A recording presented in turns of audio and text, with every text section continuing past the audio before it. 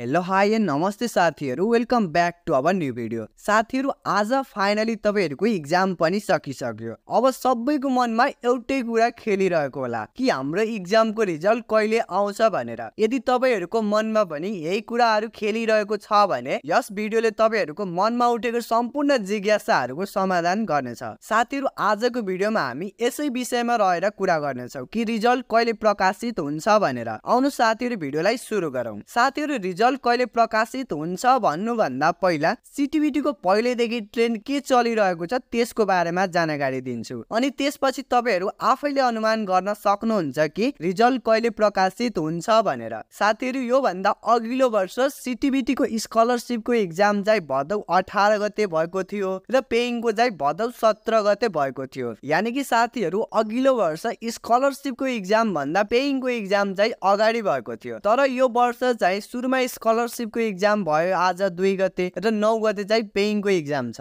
र साथीहरु, रिजल्टको कुरा गर्दाखेरि एक्जाम भइसकेपछि 1 हप्तापछि रिजल्ट प्रकाशन गर्न सुरु गरेको थियो। सुरुमा पेइङको एक्जाम भए पनि सुरुमा स्कलरशिपको रिजल्ट चाहिँ आएको थियो। 25 गते चाहिँ सुरुमा कर्णाली प्रदेशले निकालेको थियो र 25 गते नै बागमती प्रदेशले पनि निकालेको थियो। अनि त्यसपछि 26, 27, 28 हुँदै सबै प्रदेशले चाहिँ धमाधम चाहिँ रिजल्ट प्रकाशन गर्न सुरु गरेको थियो। अब त्यही सूचनालाई आधार मानियो भने साथीहरु, यो वर्ष पनि तपाईहरुको आज एक्जाम 2 गते भइसक्यो। अब 7-8 दिनपछि त्यही 8-9 गतेबाट तपाईहरुको रिजल्ट चाहिँ प्रकाशन गर्न सुरु गर्छ।